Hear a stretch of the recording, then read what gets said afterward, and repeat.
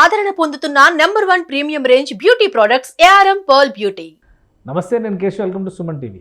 ఆంధ్రప్రదేశ్ ప్రభుత్వం రైతులకి చెల్లించాల్సిన బకాయిలపైన ఫోకస్ పెట్టింది. గత నెలలో 1000 కోట్లు విడుదల చేసింది. ఇప్పుడు మిగిలినటువంటి బకాయిలను కూడా రిలీజ్ చేసింది. దీనికి సంబంధించి పౌర సరఫరాల శాఖ మంత్రి నాదెండ్ల మనోహర్ నేరుగా రైతులతోనే ముఖాముఖి భేటీలు జరుపుతున్నటువంటి పరిస్థితి. రైతుకి భరోసాగా నిలిచే ప్రభుత్వం మాది అని ప్రస్తుత ఏపీ ప్రభుత్వం క్లెయిమ్ చేస్తున్నటువంటి నేపథ్యంలో మరో పక్కన విపక్ష నేత జగన్మోహన్ రెడ్డి రైతులకి అండగా నిలవడంలో ఈ ప్రభుత్వం విఫలమైందని ఆరోపణలు చేస్తున్నారు.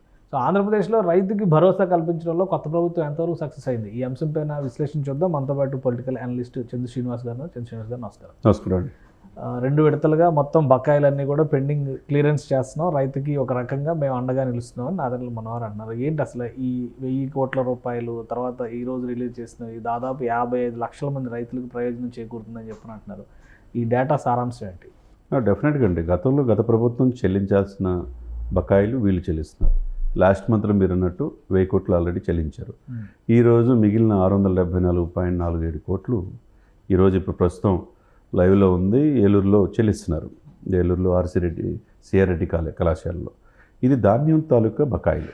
గత ప్రభుత్వం ఎందుకు చెల్లించలేదు అంటే చిత్తశుద్ధి లేక చెల్లించలేదా, డబ్బులు లేక చెల్లించలేదా, లేకపోతే వాళ్ళకి ఇవ్వాల్సిన డబ్బులను వేరే పథకాలను మరలించారా, సంక్షేమం మటన్ అనేది అది అర్థం కాని ప్రశ్న. ఇక ఏదైతేనే కానీ రాష్ట్ర ఆహార పౌర సరఫరాల శాఖ మంత్రిగా మనోహర్ గారు మొదటి నుంచి వచ్చినప్పటి నుంచి కూడా జనసేన అనే పాయింట్ ఆఫ్ వ్యూ నుంచి ఆయన వచ్చిన కూటమి మంత్రుల్లో ఆయన ఎక్కడికెక్కడ చకచక సర్వేలు, తర్వాత ఎక్కడెక్కడైతే సుడిగాడి పర్యటనలు, తర్వాత పౌర సరఫరాల మాటన చాలా అక్రమంగా 55,000 మెట్రిక్ టన్నులు రాజమండ్రి సరౌండింగ్లో సివిల్ సప్లై కాకినాడ సరౌండింగ్లో దాదాపు 159 ప్లేసుల్లో స్టాక్ పాయింట్స్లో 155 కోట్లు విలువ చేసేది పట్టుకున్నమాట వాస్తవమే. అది మరి 2 నెలలు అయింది. చాలామంది మేధావులకి ఇంకా చర్యలు తీసుకోలేదేంటి అని చూస్తున్నారు. అదేదో చూస్తున్నారు. మరి విత్ ఎవిడెన్స్తో డాక్యుమెంట్స్ కోర్టుకు సమర్పించి దాని వెనక ఎంత పెద్ద తలకాయలు ఉన్న దూరంపూడి చంద్రశేఖర్ రెడ్డి గారు వాళ్ళ ఫ్యామిలీ మీద ఆరోపణలు వస్తున్నాయి. అది విచారించి ఆధారాలు కనుక దొరికితే డెఫినెట్గా కేసు ఫైల్ చేయాల్సిందే.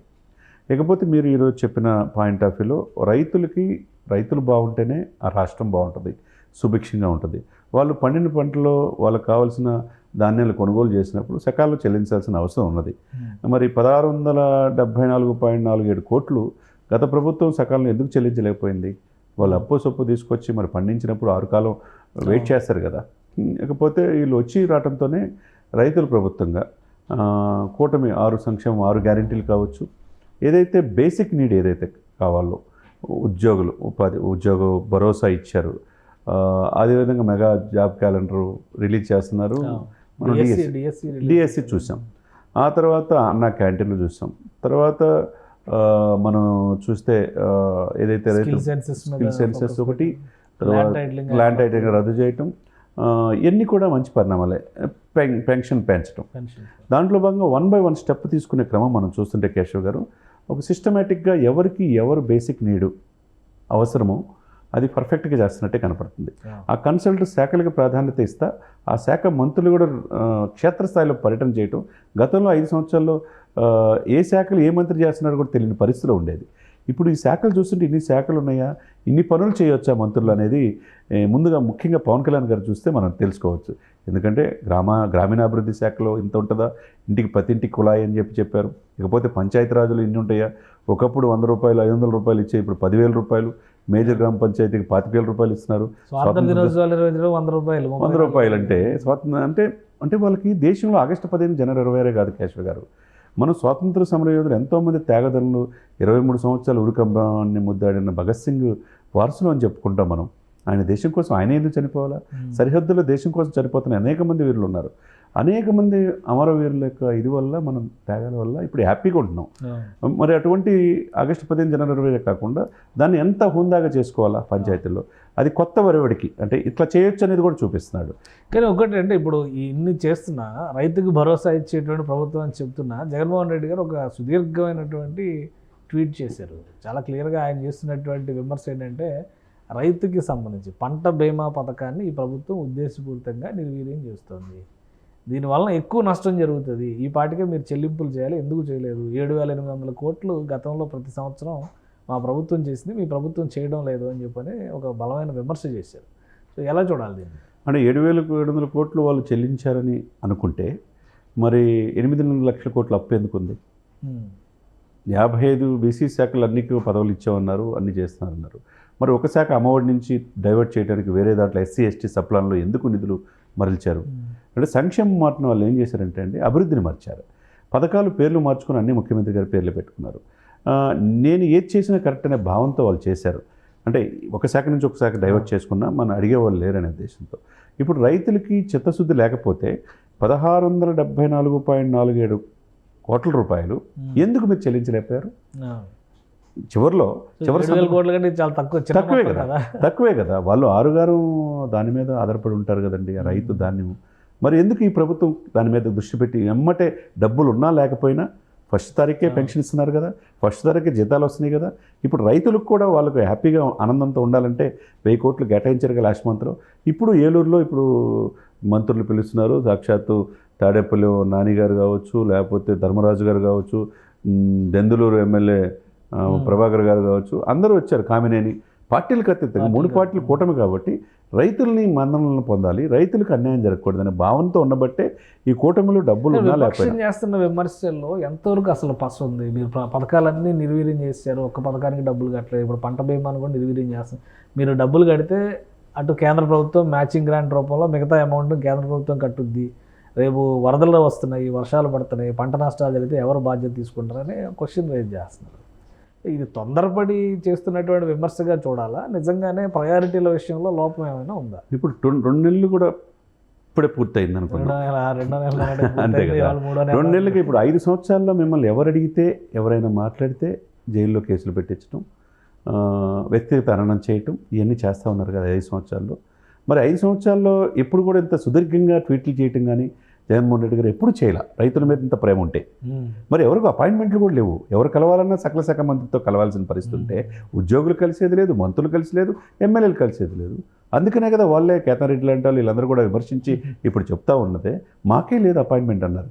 మరి ఈ చిత్తశుద్ధి 5 సంవత్సరాలు ఎందుకు ఇంత సుదీర్ఘమైన లేఖలు ట్వీట్లు గత 5 సంవత్సరాలు ఎందుకు చేయించలేకపోయారు?